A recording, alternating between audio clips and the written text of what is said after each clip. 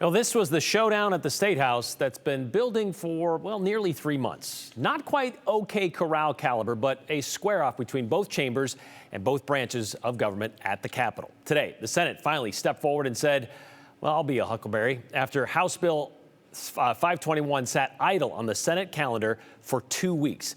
This is the historic $2 billion 10-year plan Governor Little laid out in his State of the State address on January 8th.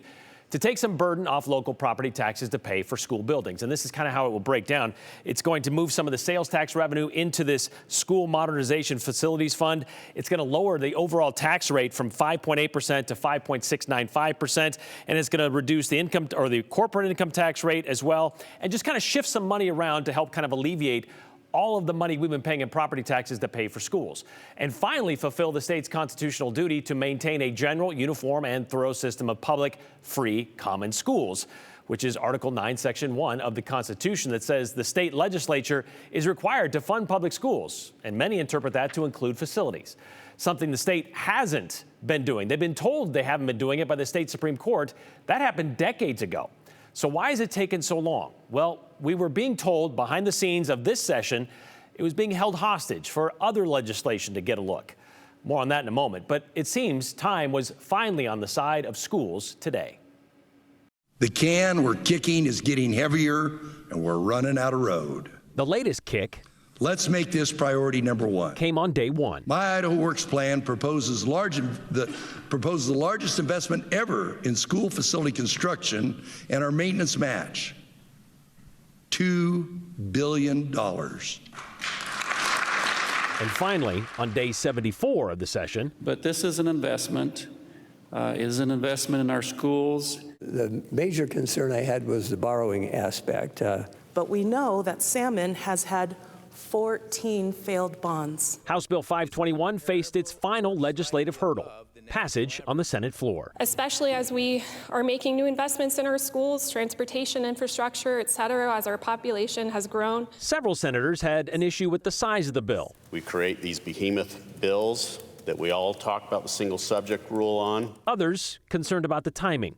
There's a couple hundred bills from across the rotunda that have numbers bigger than 521. But every single year we do this, and we put ourselves in the corner. We have this sense of urgency, like we got to pass it, we got to pass it. Do we really? But they all realized its importance. Yeah, so it's a monumental concern. I mean, right from the get-go, you hear about it when he talks about it at the State of the State.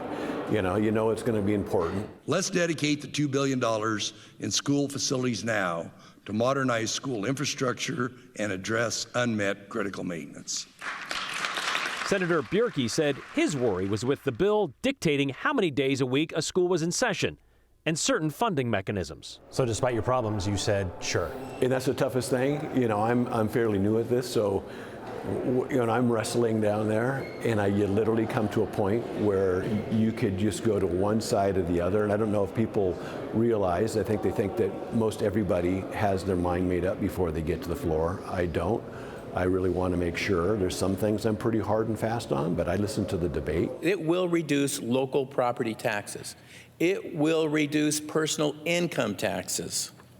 This is a huge step in the right direction that we want to go with our school facilities. I am going to vote for the bill, but I'm hoping that we'll come back and make some adjustments that will benefit rural Idaho. I think we left a lot to be done there. We should do it right, and we should do it right the first time. We shouldn't hope that we can come back and change it next year. We shouldn't hope that somehow our districts we're gonna figure it out, we're gonna solve the problem for us.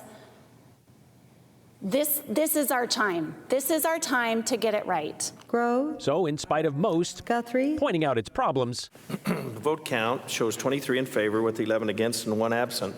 A majority the can, the affirmative. House Bill number 521 has passed the Senate. Now lands on the governor's desk. Probably little chance Governor Little kicks this can to the curb. After all, this is what he wanted. He did celebrate today's Senate win, that is, with a release of a statement referring back to his State of the State. Governor Little wrote, "Thank you and congratulations to the legislature for supporting this historic investment in the education and future of Idaho children. Together we delivered," he said. "Together we secured the largest ever investment in school facilities funding in state history. while giving families back more of their hard-earned money with property and income tax relief. Of course, there are still 4 Senate trailer bills linked to House Bill 521 that would address the 4 or 5 day school week requirement, could put a cap of $100 million on distribution per district, and could delay the funding for another fiscal year. Those may or may not get a hearing in the short time we have left, and they could fix some of the issues brought up today on the Senate floor. But with just about a week left, as we mentioned, we won't have to wait long to see if that happens, so we'll see.